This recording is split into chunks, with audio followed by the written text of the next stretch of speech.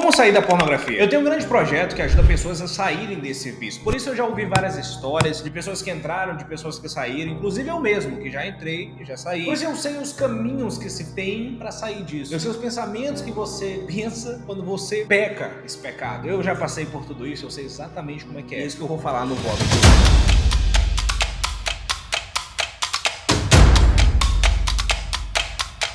Então, para esse vídeo ser mais rápido, didático e simples, eu vou ser direto. O primeiro passo que você tem que ter para sair da pornografia, desse vício da masturbação, e eu espero muito que o YouTube não bloqueie esse vídeo, como já aconteceu antes, porque esse tema é um pouco pesado, mas com certeza esse vídeo aqui não vai ter monetização, porque esse tema é um pouco pesado. O primeiro passo que você precisa entender para sair da pornografia é que pornografia é pecado, tá? Para de tentar achar brecha na Bíblia para se masturbar, para ver pornografia, porque não tem. É pecado e pronto, é uma imoralidade sexual. 1 Coríntios, capítulo 6, versículo 9, Paulo diz que ficarão de fora os imorais, aqueles que praticam imoralidade sexual, a porneia. A origem da palavra pornografia vem de dois vocábulos gregos, pornos e grafeno. Pornos, de prostituta, grafeno significa escrever. Então, a palavra pornos vem da raiz da palavra porneia. Essa palavra aparece várias vezes na Bíblia como imoralidade sexual. Então a porneia, a imoralidade, a pornografia, tudo isso é pecado. A imoralidade sexual é um pecado que não envolve só um tipo de pecado, mas todos os pecados sexuais. Bestialidade, sexo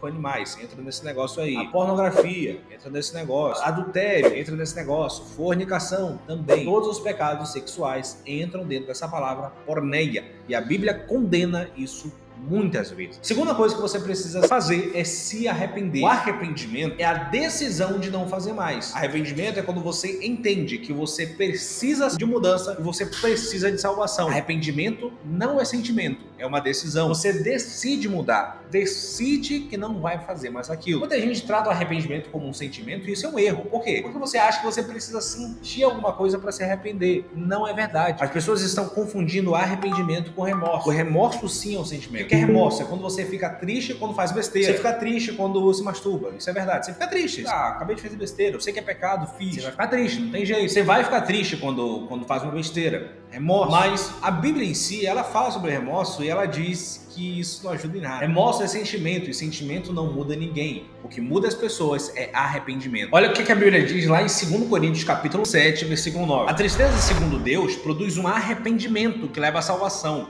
e não remorso. Mas a tristeza, segundo o mundo, produz morte. A Bíblia é bem clara que há uma diferença entre arrependimento e remorso. Se você peca o mesmo pecado, você se sente triste, você acha que não vai ter mais salvação, acha que não pode mais, é porque você só está sentindo remorso. Agora, se você peca, você se arrepende, você pede perdão e não volta mais a fazer, é porque você decidiu se arrepender. Na Bíblia a gente tem exemplos disso. Judas, quando ele traiu Jesus, ele ficou triste. Ele sentiu um remorso tão grande que ele se matou. Ele devolveu o dinheiro que ele traiu Jesus, mas ele se matou porque ele sentiu remorso. Ele não conseguia conviver com a tristeza que ele estava sentindo e aí ele quis terminar a tristeza terminando com a vida dele. Isso que é o que o remorso faz contigo. Ele te corrói, mas ele acaba com tua vida. Porque o remorso não vai salvar ninguém. Ele mata as pessoas. Ele mata a tua capacidade de viver. Ele mata o teu desejo de mudar. Porque você só está tão triste que não sabe como sair. Remorso não vai te salvar, vai te condenar. Agora, Pedro, que também traiu Jesus naquela noite, por 3 vezes ele negou Jesus. Pedro, ele se arrependeu. E quando ele entendeu a besteira que ele tinha feito, ele pediu desculpa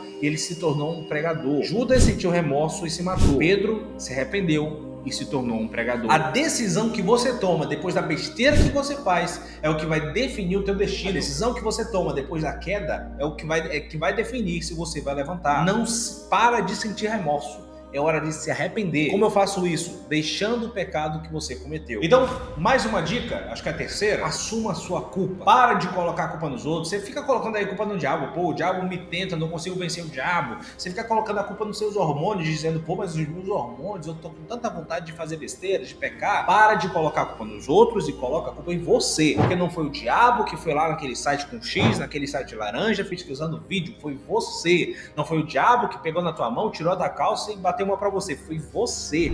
Não foi um demônio que entrou no teu corpo pra você fazer essa coisa. Foi você. Então, assuma a sua culpa. Inclusive, esse é um dos primeiros passos para você mudar isso, é assumir sua culpa. Fala, a culpa é minha, foi eu que fiz besteira, fui eu. Quando Davi fala do pecado que ele cometeu, lembra que ele pecou, que ele adulterou com a Batseba, ele matou o marido dela. Quando ele fez toda essa besteira, que foi uma besteira gigantesca, Davi assumiu a culpa, ele assumiu o B.O. Olha o que ele diz lá no Salmo 51. Tem misericórdia de mim, ó Deus, por teu amor. Lava-me de toda a minha culpa e purifica-me do meu pecado, pois eu mesmo reconheço as minhas transgressões e o meu pecado sempre me persegue. Contra ti, só contra ti eu pequei e fiz o que tu reprovavas, de modo que justa é a tua sentença e tens razão em condenar. Sei que sou pecador desde que nasci. Então, cara, Davi, ele não tenta ser perfeito, ele não tenta falar, Deus, eu não fiz, a culpa é do demônio. Não, ele fala, a culpa é minha, eu pequei, eu fiz besteira, eu quis fazer besteira, me perdoa, me ajuda. Para de jogar a culpa nos outros, que nem Adão e Eva fizeram, né? Desde o Éden, o ser humano tem esse negócio de jogar a culpa nos outros. Quando Adão pecou, quando ele comeu daquele fruto proibido, a primeira coisa que ele faz é se esquivar. Ele fala pra Deus, Deus, a mulher que me deste, aí tem um sujeito oculto aqui, né, que é o tu.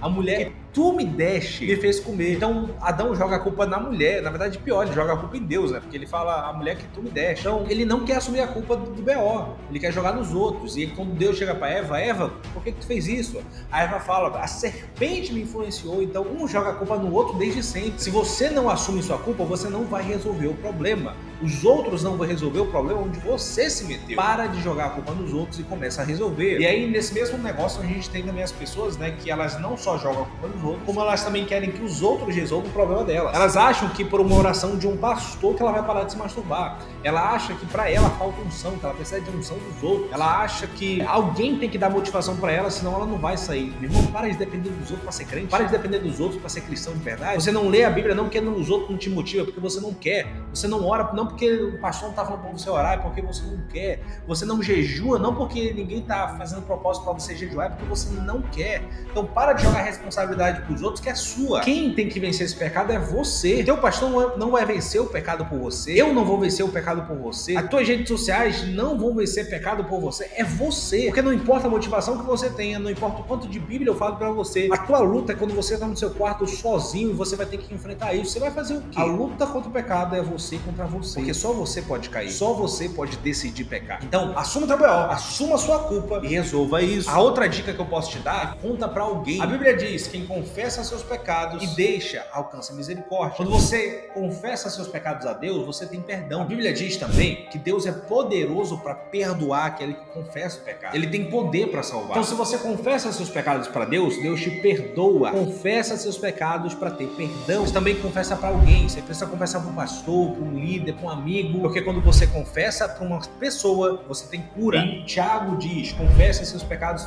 uns aos outros e orem uns pelos outros para que sareis. A oração do justo é poderosa e eficaz. Quando você confessa seu pecado para alguém, você vai ser curado desse pecado. Você confessa a Deus para ter perdão e você confessa aos outros para ter cura. Se você não confessar a ninguém, você não vai ser curado e corre o alto risco de você voltar a fazer esse pecado. Então, mano, vai atrás de um pastor, vai atrás de um líder, vai atrás de alguém que você confia. Ah, mas não confio no meu pastor. Não tem problema. Ah, mas vai vazar para a igreja. Meu irmão, não tem problema. O importante é você se livrar disso. Vale mais passar a vergonha de um momento do que a eternidade no inferno, beleza? Então, nosso próximo problema aqui é pior. A próxima dica que eu te dou, nem sei mais qual é essa, eu já me perco as contas aqui, eu não sei se é a quinta, se é a sexta dica, lembra que existe inferno. E se você não resolver isso, se você não sair disso, é pra lá que você vai. Não sou eu quem diz isso, mas Jesus. Jesus disse claramente, não tenha medo daquele que pode matar seu corpo, mas tenha medo daquele que pode matar tanto o corpo quanto a alma no inferno. Jesus disse isso, não eu. Então, meu irmão, você tá com medo de mim? Tá com medo da tua mãe, do teu pai, do teu pastor? Tá com medo da vergonha?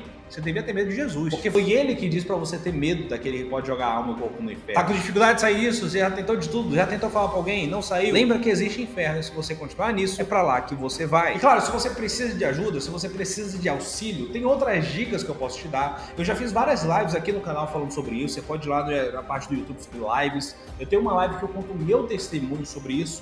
Mas essas são as dicas magnas, aquilo que eu posso te falar que com certeza vai te ajudar. É o básico do básico. Fuja de gatilhos, para de ficar dando oportunidade para o pecado. A tentação é a oportunidade que você tem de pecar. Tentação é quando você tem uma oportunidade de fazer aquilo que você quer, mas você sabe que você não pode. Fuja dos gatilhos, fuja daquilo que te leva a pecar. Para de dar oportunidade ao pecado. Você vai vencer se você quiser, porque o arrependimento não é sentimento, é uma decisão. Tem uma cena do filme Vingadores Ultimato que o Capitão América diz para os Vingadores assim: essa é a luta das nossas vidas e nós precisamos vencer custe o que custar. Eu digo isso pra você. Essa é a luta da sua vida e você vai vencer, custe o que custar.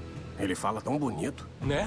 Legal. Se você quiser saber mais um pouco sobre isso, eu já escrevi um e-book sobre isso, tá aqui na descrição. Vai lá, você vai ler um pouco do meu e-book. Lá eu conto a minha história detalhadamente, porque até na live que eu fiz no YouTube eu não pude contar tudo, porque são detalhes explícitos. Lá eu dou todas as dicas, lá eu gravei todas as dicas para as pessoas que não gostam de ler. Então você tem tudo aqui na descrição. As lives, eu vou colocar o link aqui na descrição, que eu já fiz várias lives sobre isso, sobre esse assunto. Meu irmão, é hora de vencer. Chega de cair no mesmo erro, chega de cair no mesmo pecado.